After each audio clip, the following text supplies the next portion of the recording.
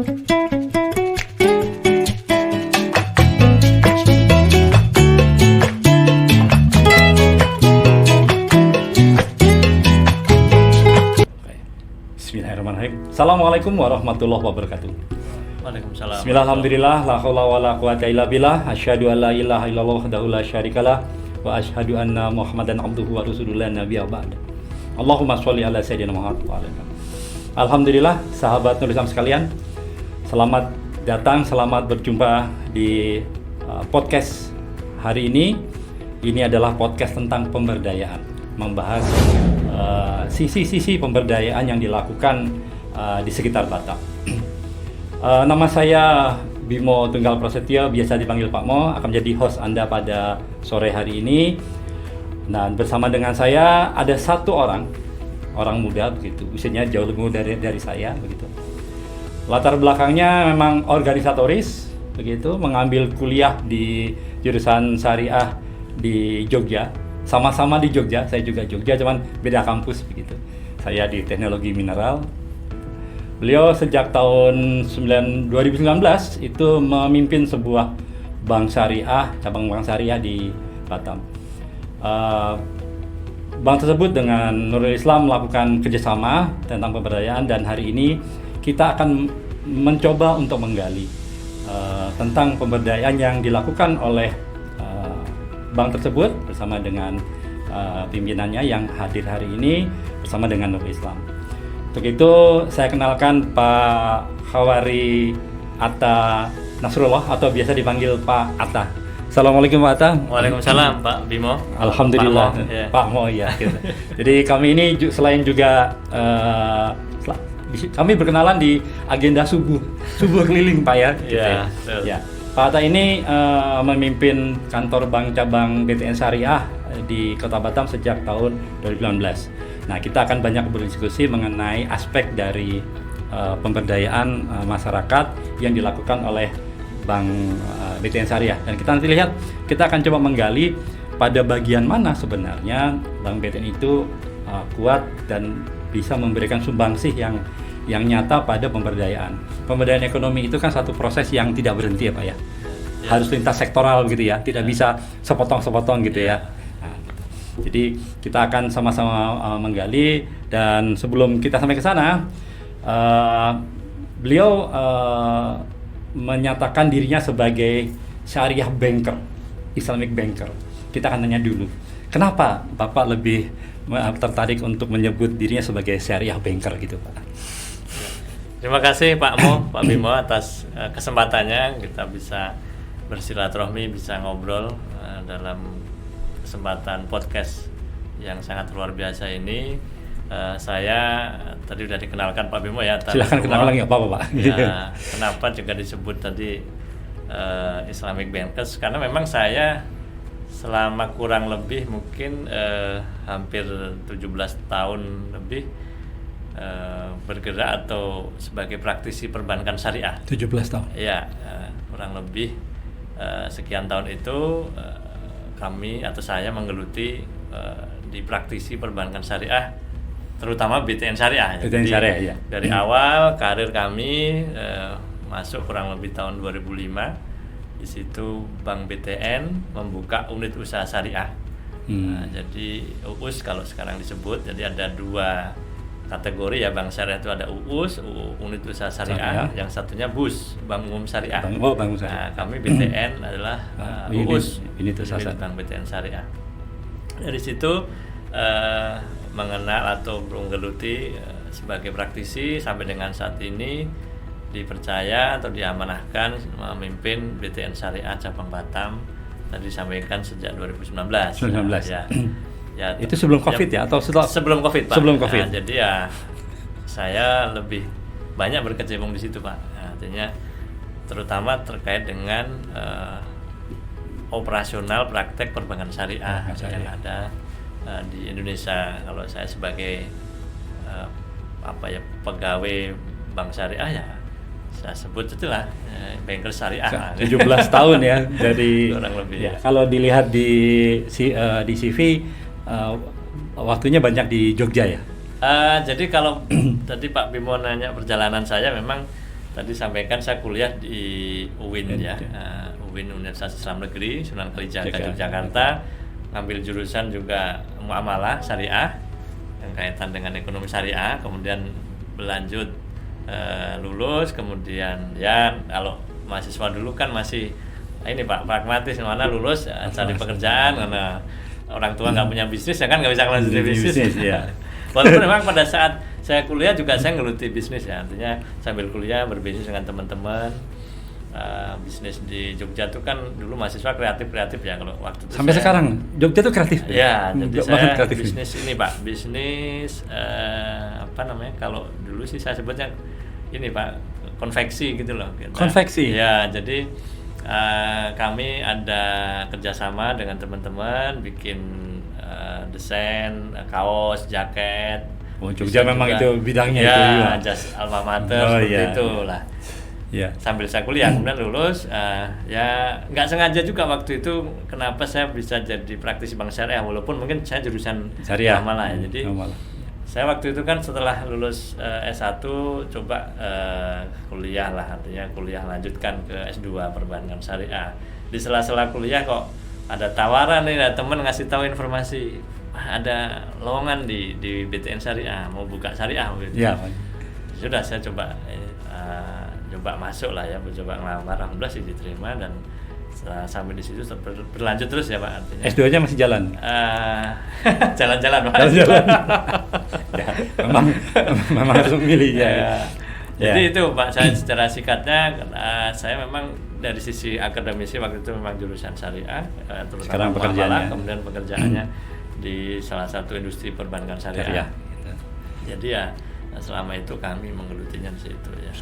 Syariah banker, Islamic banker. Ya. Siap gitu. Nah, sekarang kita kembali ke BTN ya Pak, BTN syariahnya gitu. BTN Syariah dengan Nurul Islam Group dengan Dana Sosial Nurul Islam DSN yang mana setidaknya sudah 2 kali melakukan kegiatan, yaitu kita masal dan membagi sembako, gitu ya. Nah, sebenarnya menurut BTN Syariah apa Pak peran penting dari kegiatan-kegiatan sosial semacam itu? Ya, jadi sebagaimana misi perbankan syariah ya atau industri syariah, selain dari sisi bisnis ya kan, kami tetap sebagai lembaga bisnis ya, bisnis dengan pola syariah kan gitu ya. Bisnis kami ya mungkin yang lebih dikenal orang kan KPR syariah. KPR syariah ya. Kemudian ya kalau dari sisi bisnis nasabah mau nabung, mau deposito, giro dan sebagainya, kami pun ada layanannya. Bahkan kami juga ada layanan ke pendidikan, pengelolaan dana pendidikan ada juga. Oh, ada. Ada. Nah, di sisi lain kan kami juga ada pemberdayaan dari sisi sosialnya ya. Sosial ini melalui kalau kami sebenarnya ada di BTN itu semacam basisnya ya, atau lembaga ininya yang di situ penyalurannya dikembalikan ke masyarakat setempat ya. Jadi dikumpulkan dana zakat dari karyawan, dari karyawan kota itu ya, kemudian dikembalikan dalam bentuk sosial lah. Salah satunya memang kami kerjasama dengan DSNI DSNI Amanah ya. Ya, jadi DSNI Amanah ini lah sebagai media partner kami, atau sebagai partner lah ya, sebagai partner kolaborasi untuk penyaluran itu. Waktu itu memang yang sudah kita lakukan khitanan massal dan juga bakti sosial ke Pulau ya, kalau nggak salah ke Pulau Orek. Saya ikut langsung juga waktu itu. Nah ini sebagai partner kami di dalam penyaluran itu. Jadi misinya memang dalam hal ini misi secara ini ya, secara sosialnya lah gitu. Walaupun memang di dalam misi sosial itu kan akhirnya BTN Syariah dikenal juga Pak Bimo ya, dikenal, diketahui oleh masyarakat, terutama juga di masyarakat yang kalau saya lihat kemarin pengalaman sampai di pulau-pulau itu kan sangat luar biasa itu ya. Jadi masyarakat tahu BTN Syariah atau Bank Syariah yang mungkin selama ini tahunya bank lah gitu. Itulah sebagai edukasi pengenalan terhadap BTN Syariah atau Bank Syariah. Kalau secara umum kebijakan dari BTN Syariah sendiri untuk di bidang sosial kemasyarakatan itu di bidang apa Pak? Tadi ya pemberdayaan, maksud saya pemberdayaan masyarakat ya. Iya. Kalau pemberdayaan masyarakat memang kalau ya karena tadi secara misi kami ada ke sana ya, memang di unit kami ada yang khusus, bukan khusus ya, artinya memang yang mengelola itu, yang mengarahkan situ dengan pengelolaan dana-dana yang ada tadi, dana zakat tadi ya, itu kita salurkan ya, pemberdayaan. Ya sebenarnya pemberdayaan ini tidak cukup hanya dari situ aja ya, mungkin ada bisa dilakukan yang lain, terutama sekarang ini kan lagi banyaknya demografi kaum muda ya, milenial ya. Milenial ini kan perlu edukasi dari sisi edukasi tentang keuangan dan ekonomi juga, dan juga edukasi syariah juga kan perlu gitu. Ya. Yang menarik adalah bahwa kalau zaman saya dulu, mohon maaf nih kalau kemudian menggunakan saya sebagai referensi, itu mahasiswa itu demo Ganjang Soeharto itu kan. Hari ini mahasiswa generasi muda itu lebih banyak ke bisnis sekarang nampaknya. Ya. Artinya kita melihat bahwa media sosial sangat membantu para mahasiswa untuk melakukan bisnis begitu. Nah, bagaimana BTN melihat hal ini, Pak? BTN Syariah ya, sebagai sebagai sebuah hal potensi yang besar dengan adanya pergeseran ini ya, mungkin generasi atau pola budaya dari anak-anak muda kita kan lebih ke bisnis ya. Dulu kalau masih saya zaman kuliah itu, setelah kuliah pengennya kan cari kerja ya gitu. Sekarang orang udah cukup dengan kemampuannya bisnis yang dijalanin gitu. Bahkan ada beberapa yang nggak tertarik itu masuk ke mungkin ke PNS, masuk ke perusahaan, dia ingin bisnis sendiri gitu. Sekarang juga zaman media sosial atau online itu kan sangat mudah ya, luar biasa untuk mempromosikan produk-produknya. Ini sebagai potensi sangat luar biasa buat kita, dengan kita memberikan edukasi terkait dengan keuangan syariah atau ekonomi syariah atau keuangan syariah ke generasi muda, kan kedepannya juga akhirnya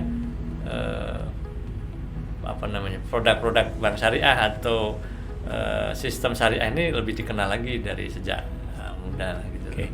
Jadi satu sisi bahwa pemberdayaan, artinya pemberdayaan masyarakat di bidang pendidikan, bidang sosial itu menjadi bagian dari nadi dari Bank Syariah, BTN Syariah, begitu. Di satu sisi kemudian muncul generasi yang memang sekarang berbeda, di mana bisnis, maka BTN Syariah melihat ini sebagai salah satu peluang untuk berkontribusi pada jadi antara lain dengan edukasi keuangan syariah gitu ya. Oke. Nah, sekarang gini Pak, dari kegiatan yang dilakukan dengan DSNI, kita kan masih di bidang sosial, ya itu. Bagaimana respon dari rekan-rekan, respon dari stakeholder BTN Syariah terhadap kegiatan tersebut? Responnya positif Pak, responnya bagus. Jadi mereka juga memberikan apresiasi yang bagus bahwa memang BTN Syariah di sisi bisnisnya berjalan, di sisi misi pemberdayaan juga berjalan. Bahkan kalau kita harapkan nanti tidak sekedar yang sudah kita lakukan selama ini ya, mungkin bansos ataupun kitanan massal, sunatan massal.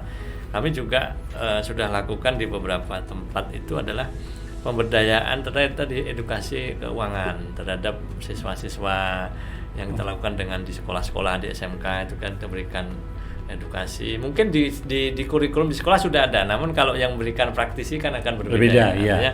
Dari sisi pandang praktisi kan berbeda, bagaimana sih keuangan itu dijalankan, kemudian sistem bisnis yang yang bagaimana biar sustain itu kan, itu kita berikan di situ, sharing tentang keuangan, bagaimana ngelola keuangan dengan sekarang ada digital ya, sistem keuangan digital itu kita lakukan. Nah, jadi dari sejak situ kan sudah ada wawasan. Nah, mungkin di teman-teman atau di siswa-siswa itu belum menjadi praktisi atau mungkin masih belum kepikiran. Tapi belum paling kebayang tidak gitu ya. dengan itu kan mereka kan ada wawasan, oh ternyata ada peluang-peluang yang bisa digarap di situ, yang bisa dilakukan, dan juga pengetahuan itu lebih mewarnai mereka. Kalau sekarang ini kan kalau kita tidak berikan wawasan-wawasan itu ya kan kemana-mana gitu. Gitu, ya. Sekarang zaman gadget, zaman ini ya sangat mudah untuk teralih gitu ya. Iya. Jadi yang sebenarnya sudah dikerjakan oleh BTN Syariah adalah melakukan edukasi keuangan syariah terhadap generasi muda yang mereka masih sekolah. Yang harapannya dengan ini nanti mereka bisa punya kesadaran untuk sekurangnya bertransaksi menggunakan akad syariah begitu kira-kira begitu ya. Oke. Baik sahabat Nurul Islam sekalian, tadi kita sudah mendengar bahwa BTN Syariah memiliki program edukasi di bidang keuangan syariah khususnya kepada para pelajar gitu.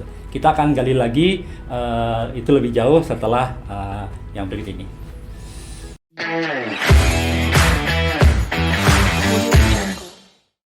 Sahabat Nurul Islam sekalian, kita masuki di segmen kedua dari podcast ini. Tadi kita sudah mendengar bagaimana salah satunya adalah selain bidang sosial, BTN Syariah juga aktif melakukan edukasi di keuangan begitu ya terhadap siswa. Nah, kita akan coba menggali lebih jauh begitu. Apakah ada batasan ya segmen yang bisa kemudian dibantu oleh BTN Syariah terkait tadi dengan literasi keuangan bahasa gitu ya? Apakah hanya duafa atau bisa sekolah umum gitu? Ya. Baik, makasih Pak Bimo. Jadi kita apa yang sudah kita lakukan untuk edukasi itu boleh dikatakan ke semua segmen ya. Semua segmen. Artinya segmen dari pendidikan mungkin menengah, kalau ada mungkin di sini SMA, SMK, ada juga segmen yang kuliah. Kita juga untuk mahasiswa juga untuk ada. Mahasiswa kita lakukan juga ya. Kita kerjasama juga dengan beberapa perguruan tinggi, bahkan ada beberapa perguruan tinggi yang magang di kami juga gitu ya. Artinya apa yang kita lakukan memang menyasar ke segmen pelajar dan mahasiswa. Kalau tadi disinggung terkait dengan duafa, ya itu justru kita ada tantangan tersendiri. Artinya dengan kita memberikan edukasi keuangan atau sistem keuangan syariah terhadap duafa akan memberikan insight ke mereka ya untuk bisa upaya untuk keluar dari ini ya. Artinya mereka akan lebih bisa eksis ketika keuangan tertata ya, gitu ya. Betul, akan mencoba dan tadinya dia sebagai penerima nantinya bisa saat menjadi pembayar zakat gitu. Ya. Itu jadi tantangan kita mulai di situ. Kalau memang dengan DSN itu kita bisa ke arah sana kerjasamanya Pak. Jadi BTN Syariah membuka diri untuk melakukan edukasi literasi keuangan syariah kepada semua segmen ya Pak ya. Tidak terbatas hanya kepada duafa gitu ya. Kalau sekarang misalkan ada institusi pendidikan yang ingin meminta bantuan pendampingan tentang literasi, apa dan bagaimana yang harus dikerjakan begitu Pak? Ya sederhana sih Pak, kita tinggal ketemu, kita tinggal sampaikan apa kebutuhannya, kepentingannya apa, kita bisa berikan sharing-sharing terkait dengan tadi digital keuangan Islam, kemudian bagaimana sistem keuangan, bagaimana sekarang ini kan sudah zamannya digital keuangan, ada namanya virtual account, ada namanya cash management. Nah itu kan kita bisa saja, artinya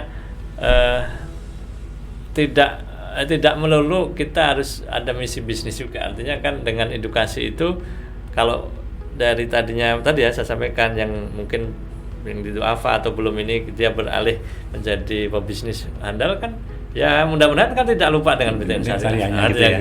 Artinya kita memberikan dulu lah, seperti itu. Jadi saya kira tidak susah lah untuk ini. Jadi sahabat Islam, apapun Anda bila memerlukan bantuan tadi tinggal menghubungi BTN Syariah, datang untuk ngopi begitu ya. Kita akan cari tahu pada bagian mana kesulitan itu dan bagian mana yang bisa disupport oleh BTN Syariah gitu ya. Jadi sederhana itu, tidak sulit sebenarnya. Jadi kapan saja ya bisa siap. Oke. Ya, kan saya ada tim kami juga Pak, ada tim yang siap. Kalau di bank ini kan berikan jasa dan layanan ya, artinya jasa layanan itu kan kita berikan ke semua nasabah, semua masyarakat gitu ya. Gitu. Semua segmen. Siap. Sekarang gini, kita coba ke memang segmen yang memang menjadi fokus dari Nurul Islam. Sebagai lembaga sosial pemberdayaan, segmennya adalah di duafa begitu ya. Nah, kalau tadi untuk literasi keuangan diberikan kepada sekolah, apakah juga bisa misalkan itu dikembangkan pada misalkan pendampingan usaha yang dimiliki oleh duafa begitu Pak, dukungan tadi gitu.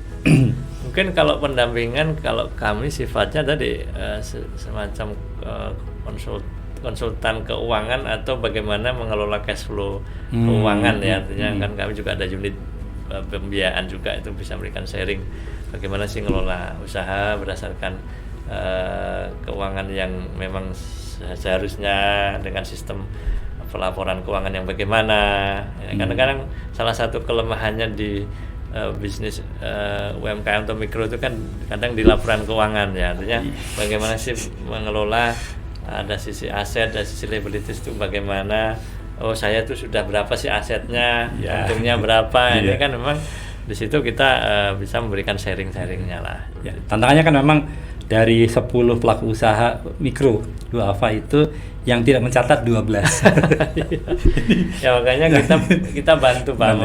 Kan sebenarnya itu kebiasaan, artinya bagaimana kita membiasakan diri, namanya bisnis itu kan catatan itu sebagai sebuah hal yang utama. Kita mau tahu bisnis kita itu di level mikro, kecil, menengah, atas, kan indikatornya salah satu dari laporan keuangan, dari keuangan kita. Catatan tadi ya. Ya, kita kan ada produk giro tabungan ya, itu dikelola di situ ya. Artinya kan dengan terbiasa setiap transaksi menggunakan rekening bank, rekening mungkin BTN Syariah, akhirnya kan akan tahu, oh saya tuh omset saya sekian sih dari usaha ini sebulan sekian. Besok kita tingkatkan lagi, tahun depan tingkatkan lagi. Jadi dari situ. Oke. Ketika kita bicara duafa tadi Pak, kami menemukan bahwa mencatat adalah hal yang paling sulit bagi mereka untuk dua hal. Yang pertama, ternyata mencatat itu dianggap bukan sebagai aktivitas yang menambah penjualan langsung, gitu. Yang kedua adalah susah, gitu. Nah, tadi Pak Atta menjelaskan ada virtual account yang itu fasilitas dalam konteks pemberdayaan masyarakat, gitu. Apakah misalkan di SNI, gitu ya, mencoba untuk mengupgrade binaannya, apakah bisa bersama dengan BTN Syariah untuk menggunakan virtual account tadi? Atau apa sih sebenarnya virtual account itu seperti gimana sih kali? Ya, jadi pada prinsipnya gini Pak, dalam bisnis itu kan butuh tadi ya, mengelola keuangan itu biar semakin akurat dan tapi tetap simple gitu ya. Dengan kalau kita membiasakan pembayaran di bisnis itu dengan pola tadi ya, perbankan ya mungkin memang membiasakan untuk tidak ininya tunai, artinya pembayaran lewat rekening. Ada juga sekarang ini kan ada KRIS ya. KRIS itu kan KRIS itu kan kalau dari ini sebenarnya KRIS Pak.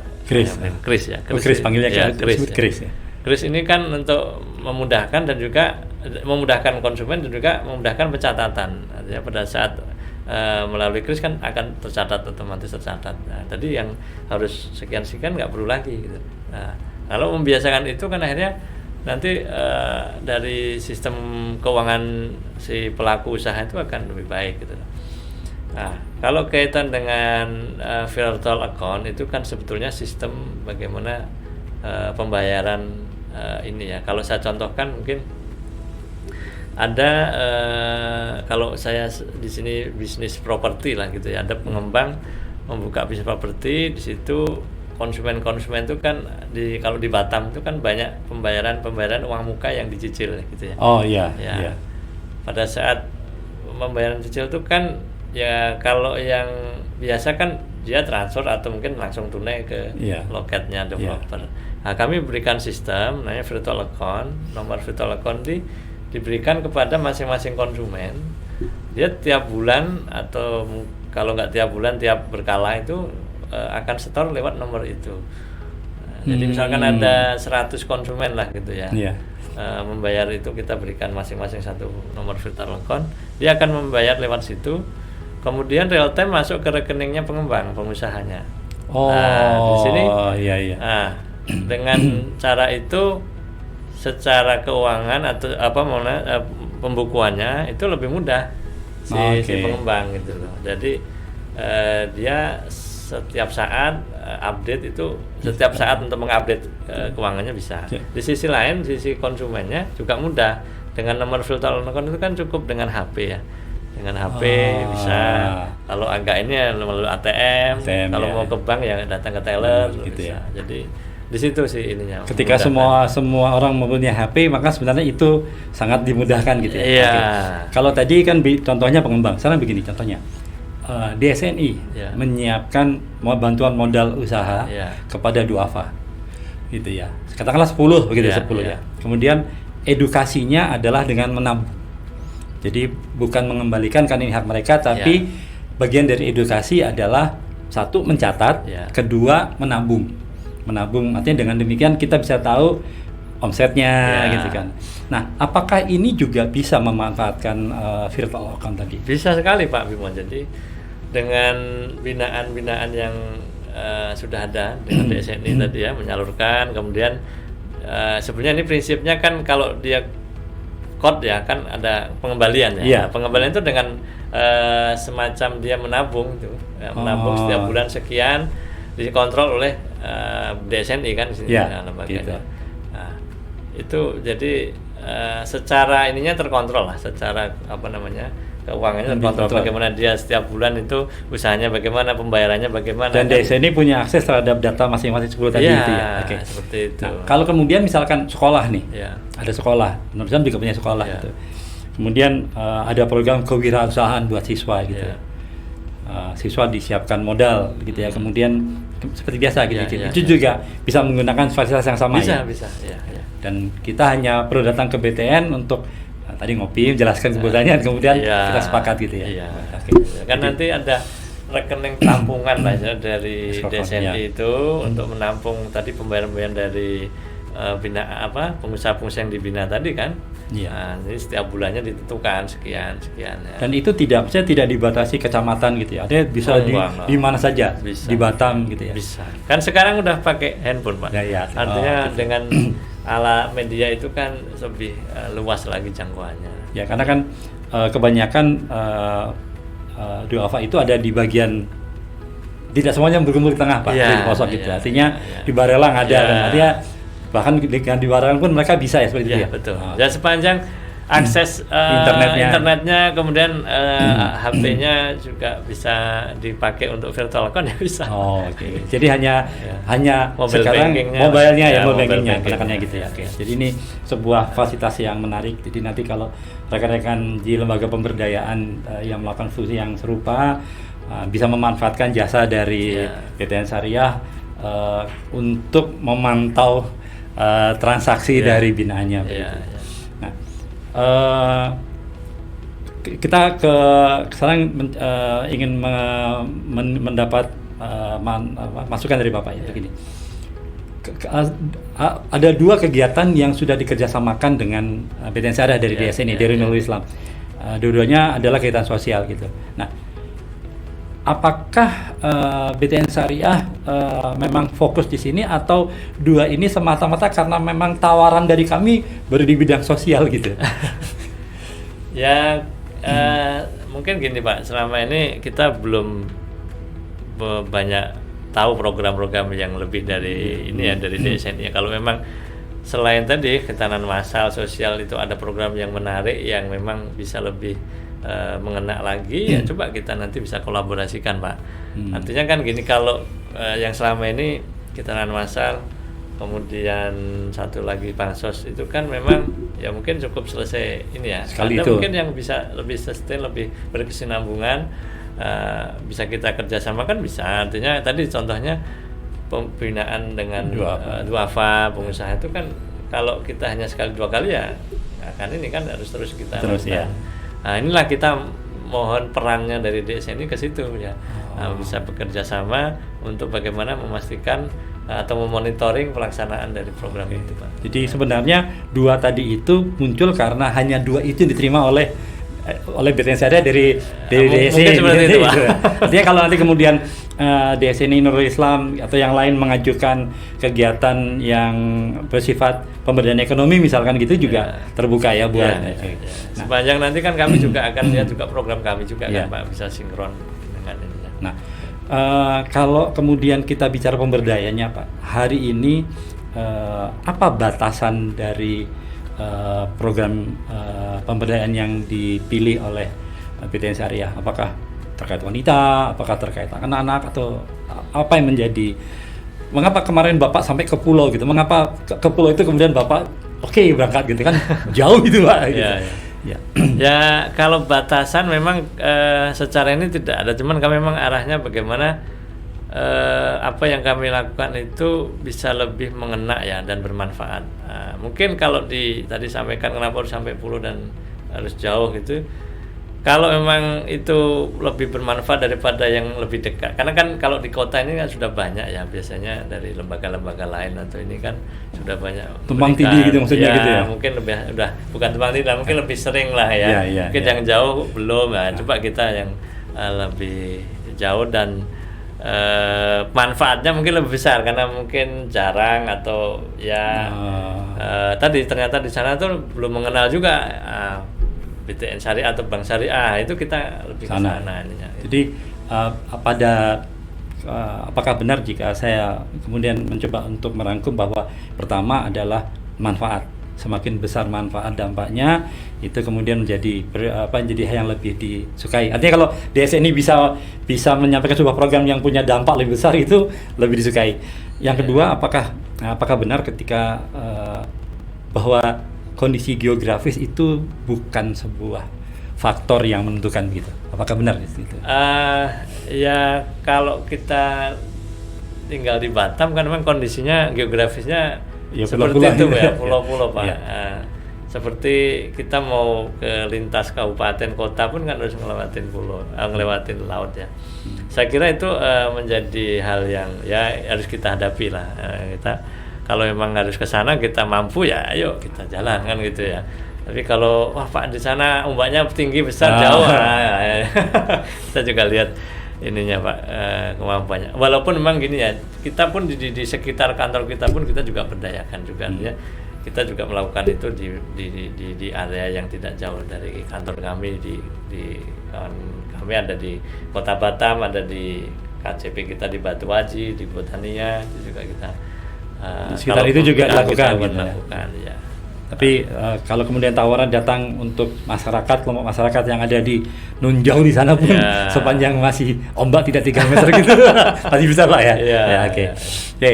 Baik, sahabat Nurul Islam, kita sudah tadi mendengar bidang-bidang apa yang kemudian menjadi yang memang menjadi tujuan atau pilihan dari BTN Syariah yang mungkin dikerjasamakan begitu ya. Kita akan menggali berikutnya adalah pada seminar kita terakhir nanti kita akan mencoba untuk melihat apa sebenarnya peran yang diperlukan dari mitra seperti DSNI oleh BTN Syariah. Kita akan kembali setelah yang satu ini.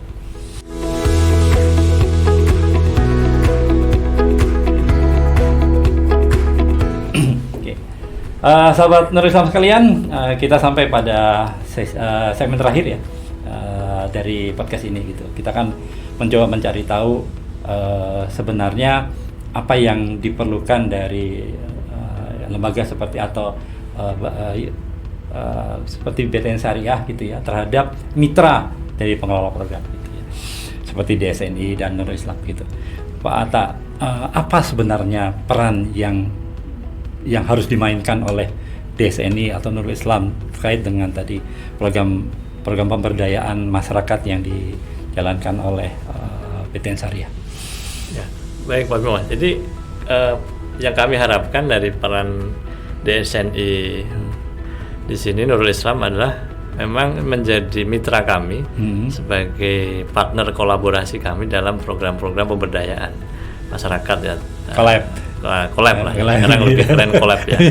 Nah, jadi partner itu kita harapkan, dan memang tidak sekedar program itu berjalan